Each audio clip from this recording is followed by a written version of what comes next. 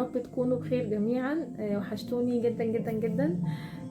فيديو صغير خالص هقول فيه كلام مهم كنت عايزه اقوله بقالي فتره، مشاغل بقى.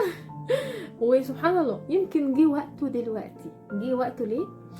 في ظل الظروف الصعبه اللي احنا فيها، بدل ما نضيع وقت ونقعد نقول مش عارفه البيضه بقت بكام، الفرخه بقت بكام، اللحمه بقت بكام. لا، مش هو ده مضمون الفيديو خالص، تمام؟ ولو الكلام كان بيغير في الاسعار كان زمانه غير، تمام؟ ودي مش قصتنا خالص وما ينفعش ندخل في الجانب ده، مش بتاعنا. اللي انا عايزه اقوله بقى المهم ليكي انتي يا ست يا مصريه، تمام؟ ملناش دعوه بقى ايه يعني انتي في الظروف دي المفروض بتعملي ايه. احنا كستات مصريه في الازمات بنبقى قدها قوي، تمام؟ ليه كنت عايزه اقول الكلام ده من زمان وليه جه ميعاده دلوقتي؟ بصوا، هنتكلم عن زمان اللي انا بعد ما دخلت واشتغلت وانا في بيتي وسط عيلتي ونجحت وحققت نجاح كبير واضح من خلال الشاشه دي، واضح من اكونتاتي. بقيت شايفه كل ست او كل بنت مش بتحقق حاجه في حياتها، مش بتحقق نجاح في حياتها، ببص لها من منظور سيء جدا، بتبقى قليله قوي قوي في نظري، لاني ببقى شايفه ان ظروفها تسمح. علشان الستات اللي معايا في فريقي وناجحه وبيقبضوا هما قاعدين في بيتهم وظروفهم لا تسمح وناجحين، يعني اللي مثلا جوزها كان رافض واقنعته، عندها اطفال، عندها مشاكل، عندها ظروف وناجحه عشان دي واحده وراها هدف.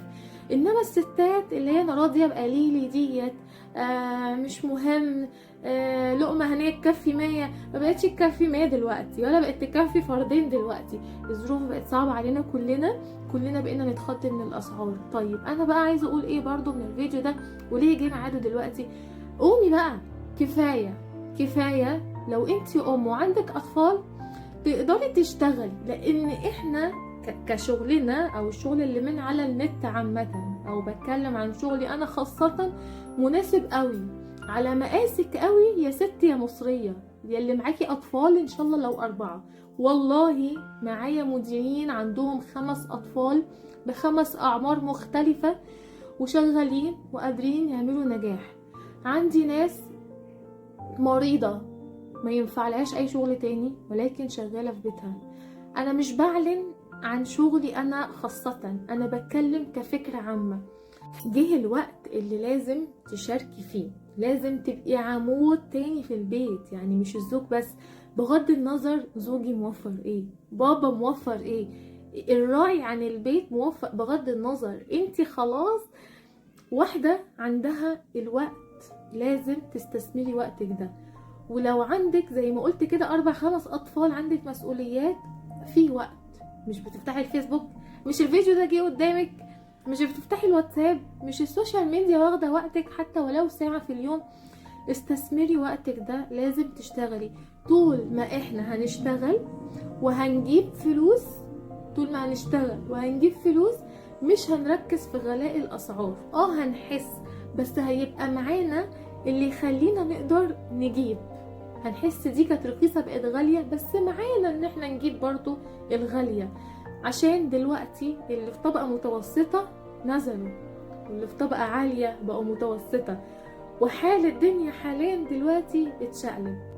فالفيديو ده عايزة اعمله من زمان، اللي انا اقول لكل ست مصرية ببقى عايزة، او الستات عامة ببقى عايزة اقول لهم ما بتشتغليش ليه؟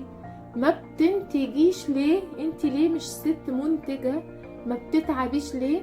ليه مضيعة وقت قدام المسلسلات والافلام؟ الحياة مش مضمونة، تقلبات الحياة مش مضمونة، عدى علينا حاجات كتير، عدى علينا وباء، عدى علينا ارتفاع اسعار، فلازم يكون في شخصين، مش شخص واحد بس هو المعتمد عليه في الفلوس خالص. وطالما انت قادرة تشتغلي في بيتك وسط عيلتك يبقى برافو عليكي، هتقدري.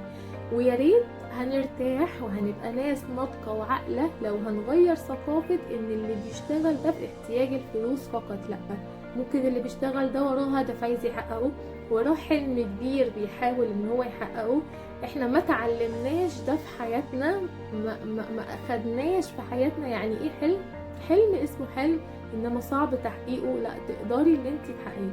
عشان كده انا اي ست او اي بنت بشوفها حقيقي ببقى متغاظة ان انت عندك وقت ومش قادرة تنتجي فيه حاجة مفيدة ليكي او لعيلتك عامة.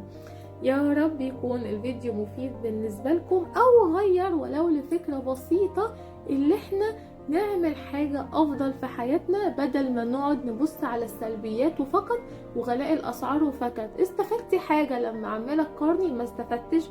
يبقى اعمل اللي يخليني اقدر اتخطى في الظروف الصعبة دي.